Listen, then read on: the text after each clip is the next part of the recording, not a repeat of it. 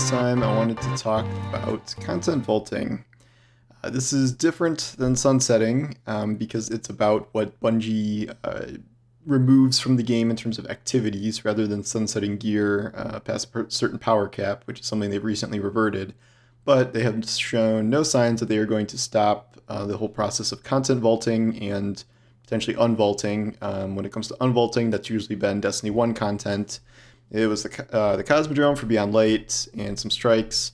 And then this season we got 2 more strikes, and the next season's Vaulted Glass. So they're taking out a lot of old stuff, but putting in at least some new stuff that is not really new stuff, but mostly Destiny 1 stuff.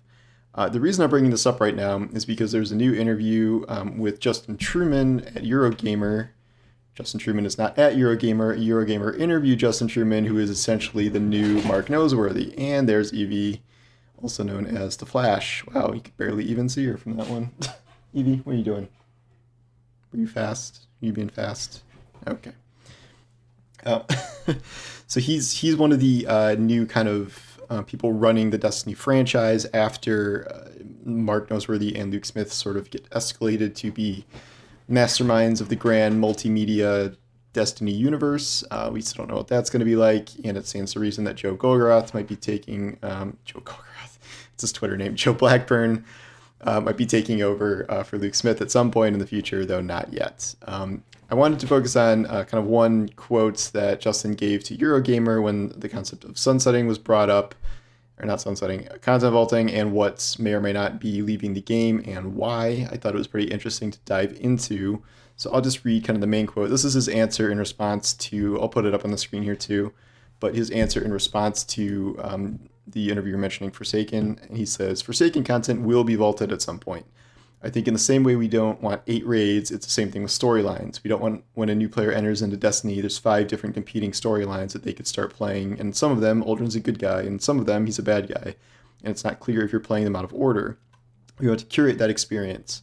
We're probably not going to go in strict chronological order like, oh, the next Destiny 2 destination that came in the launch of Destiny would be the next one to vault. Instead, we're thinking about it in terms of which of these destinations or experiences is doing the least to the overall healthy ecosystem. And that can range from which ones have the most exciting experiences that we want to stick around.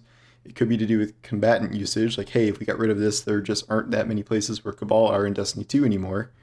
And then the interviewer interjects to talk about the EDZ and how that's pretty active. And then Justin says, I think the EDZ is a good example of one of our oldest experiences. If you chronologically imagine booting up Destiny 2 at launch, it was the very first place you go to, and it's still very relevant in a way that maybe some newer destinations aren't. So that's pretty interesting, and it heavily implies that come the Witch Queen, which is now early 2022, we will be losing probably Forsaken, and that could mean both the Tangled Shore and Dreaming City. And I just kind of wanted to bring up the map here and talk about all the different areas that we could be losing and what is the most, quote unquote, useful destination at this point and what that would mean if they were cut. So we'll start with the premise that Witch Queen sunsets Forsaken. Chronologically, that is before Shadowkeep, so it's not quite as new as the moon, but he talked about how certain things, even if they're old, you want to keep them around for whatever reason. So even though it seemed like it could be time to sunset EDZ and Nessus, which would leave us with 0 areas from the original Destiny 2 campaign, they seem to like those areas. They're very large and built out. There's a lot of content there, and they're still putting new content into those, like Harbinger, that quest. And so it stands to reason that they might focus on something that is more disjointed by the rest of the narrative, namely that the entire plotline of Forsaken is all about how Aldrin is this evil, horrible bad guy and is murdering Cade and corrupted by the Taken and all this stuff. Losing the Tangled Shore, we would get rid of the Hallowed Lair, which is everyone's least favorite strike because of the health gated boss in the final room where enemy kills don't count for anything. Maybe not least favorite, but it is not a terribly beloved strike. But we'd also lose Warden to Nothing, which I think is one of the better strikes. In terms of the zone itself, I could go with or without Tangled Shore. Like, it's okay. We revisited a little bit for some of the Wrathborn hunts, but I have no real connection to that place anymore, and the only reason I go there these days is to buy materials from Spider, which could obviously be transferred to a different vendor somewhere else. And then you would imagine that this would also kind of have to go along with the Dreaming City itself being sunset.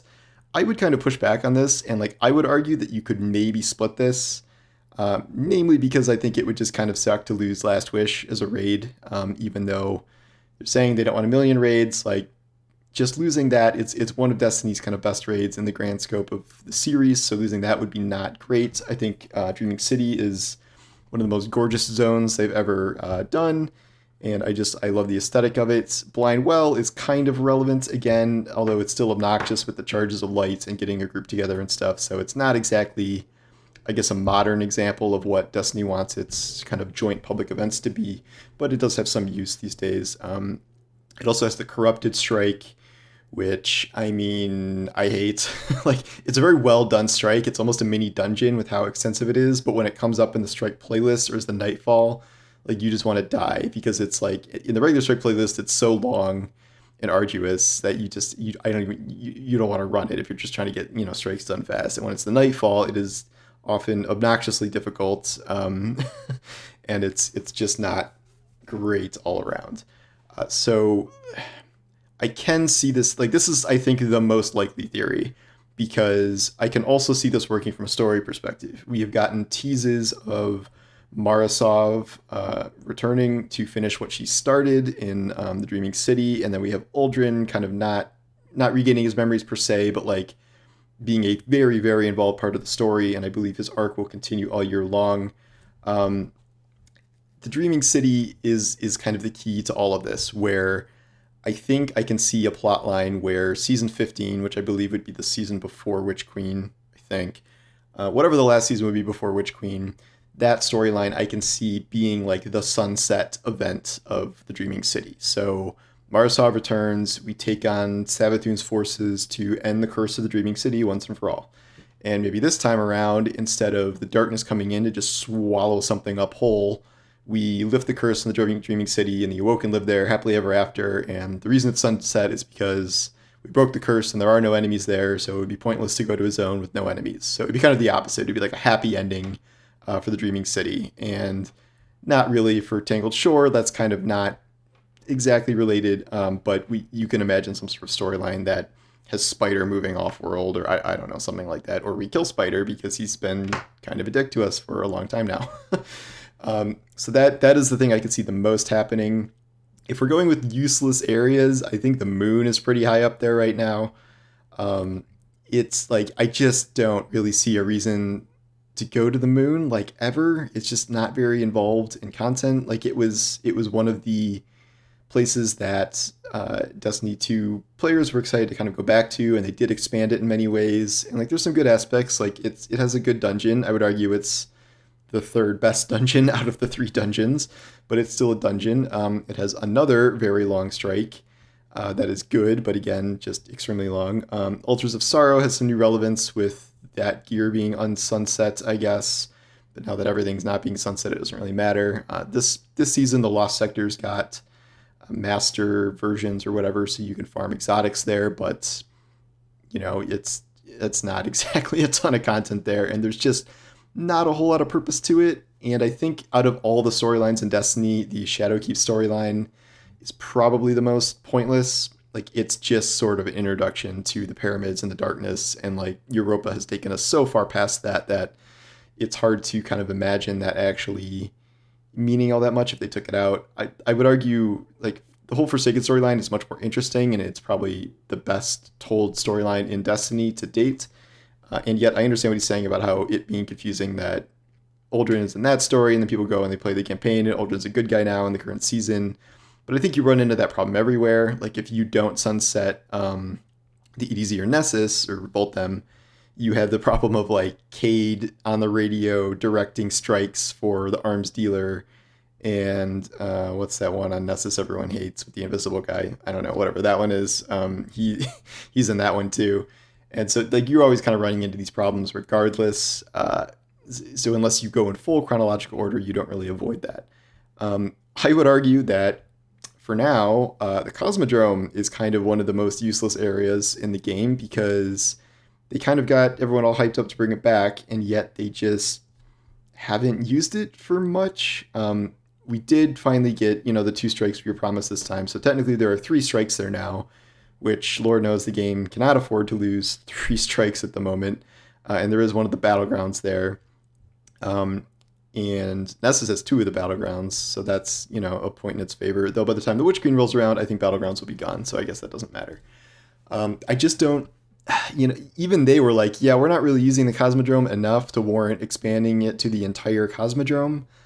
So it's like kind of a new light playground with like very, very select instances of needing to go there for X or Y mission. And it also has some of the Master Lost sectors and things, but it's just not very relevant. I do wonder what would happen. It does have, we're talking about like things that are good content to play. The EDZ is Harbinger, but now the Tangled Shore has Glycon. I do think there could be a way to extract Glycon from the Tangled Shore. Like, I know you launch it from there, but I don't know if it's not like literally part of the Tangled Shore. So if you did want to keep Glycon around past the launch of the Witch Queen, you could potentially just move that somewhere else to its own node or to one of the other zones. I don't think that would be that difficult to do. Okay, so that's kind of the breakdown of where we are. Like, obviously Europa is going to be around for a while. He seems pretty clear that the E to Z is not going anywhere, but one thing he does mention, like, oh, like, what if we send, like, vault this zone and there's not as many Cabal? You know who would go away if you lose the Dreaming City and Tangled Shore? All of the Scorn. So you would they are nowhere except the Tangled Shore and Dreaming City. So you would lose essentially an entire race of enemies because those are the only places they appear. And on Glycon, but Glycon's technically part of Tangled Shore. So that would be not great because, again, Destiny needs more races, not less. And there would also barely be any Taken, I feel, because Dreaming City is pretty Taken heavy. And everywhere else, for the most part, is not. So you would be kind of losing a race and a half almost. So I find that not ideal, which brings me around to my ultimate point is I still think content vaulting sucks, and I hate it. There's always this idea of like, no, we don't want 8 raids and like, 20 strikes and whatever, but like, I don't know, man. I still don't like it, and it still rubs me the wrong way that they can sell expansions and then sell full games and then erase the entire campaign from them, sell Forsaken, sell Shadowkeep, and then sunset the entire expansion content and the zones they're in this case. So it's like, I don't like that from like I don't want to say ethics, but like it is kind of weird in that regard, and I feel like people didn't really know that going in, that like the live service aspect of Destiny meant that they would eventually just be deleting stuff that you paid for. I guess we're now avoiding that with weapons and sunsetting's going away, but this is just something that strikes me as weird, and I fundamentally, like, I don't care how big the footprint is for the game. Like, I don't really care at all about the idea that, certain, there's too many planets or something, or like he says in later in the interview, like, I don't want my director cluttered up with like so many planets. Like, this is kind of like the MMO dream. Like, you want your world to keep expanding and not shrinking. And like, this is one of the reasons why sunsetting didn't feel good, is because you would add, all these new weapons, but it would be at the cost of like, okay, well, what are you losing? And Beyond Light was the worst because we lost so much at one time, and like, no, we're not going to lose 4 entire zones in the future, 5 if Leviathan, but like, it does kind of suck to go into Witch Queen and be like, all right, here's, old Chicago or whatever it's going to be, but now Tangled Shore and Dreaming City are gone for reasons. And I know that there's probably like more technical explanations for this, and like they need to keep up, player population, and certain activities may not be able to be populated. There's probably stuff behind the scenes going on where, it's just taxing on the game to have all these things running simultaneously. But like, I mean, this is an age when Call of Duty is like 250 megabytes and like Destiny, or 250 gigabytes, and like at least, if not 300 to 400. And Destiny's like under 100. It's like 90 now or something. And, this in the interview, he says like, this is the size that we want to maintain. Like, we think this is like how big the game should be with stuff rotating in and out. And like, I still just don't agree with it. Like, I don't think it's as actively harmful to the game as sunsetting. And like, I can justify why this or that location could be cut. And I was never sad about losing things like Mercury or the Reckoning or, very specific things. But I don't, we lost so much, and I just don't really like the idea that we're going to continue to lose more to make room for new stuff, and this will continue for, I guess, the next 3 expansions now. And by the time we get to the last one, I don't even know. Like, it'll be like Europa, Old Chicago, 2 new zones, and the Cosmodrome. Like, it's very weird to like have this changing and evolving world, but it doesn't really evolve. It shrinks down to a certain point and stays there. And anything that comes in, something else must come out. Maybe not in chronological order, just whatever's the most useless thing at the time. But I still don't love it, and I still think the game has suffered from it. Suffered from losing so many Crucible maps, so many strikes, lost 2 Gambit maps for no reason, lost all the free raids that New Light players could do, and I don't think it was worth it. And I think this is not going to change. Like, this doesn't strike me as something that the player base can or will protest enough to get it to change. I know that there's a contingent of people that just don't care about old content at all, and they are not sad to lose most of the stuff we're losing. And while I can say that about a certain percentage of things, I can't say that about everything, and I still think the content vaulting does more harm than good. But I know I am not privy to all the behind-the-scenes Bungie information about why this is, quote-unquote, absolutely necessary for the health of the game. And I do think someday we're heading to a point where all of this gets scrapped for a brand new game in the second era of Destiny, or second saga, or whatever they're calling it. So those are just kind of my thoughts on what he was saying today, and then that kind of predicts maybe where we're going to be for the Witch Queen if Forsaken stuff is cut by then. I would not be surprised to see that be the thing that is cut. I think it's probably going to be that or Shadowkeep. That would be a little short, I guess, on time with Shadowkeep, but I would argue that Forsaken and Tangled Show are probably more useful and have more diversity than Shadowkeep, again, because of things like the Last Wish raid, the entire Scorn race, like things that I think the game would not benefit from losing. So we'll see what happens. We probably aren't going to know about that for a long time now, probably not until late summer, the fall, something like that, when they start previewing the Witch Queen in earnest. Until then, we'll just see what other interview bits we can glean, and just pray that our favorite places aren't shut down. So that's all I got for now. I'm going to try and see if the TWAB, no, it's too late for the TWAB, but sometime soon the TWAB will be up and we'll see what we have to talk about. Next week we have GM Nightfalls. We'll see how those go, and there's just a lot of gaming stuff happening next week that I'm going to have to cover for all angles: Avengers, Genshin Impact, Fortnite, and then the Snyder Cuts. Gotta review that, see how that goes. And that's it for now. And Evie has left the area, I guess. So you saw her earlier. That's all you're going to get today. But thanks for watching, and I'll see you guys next time.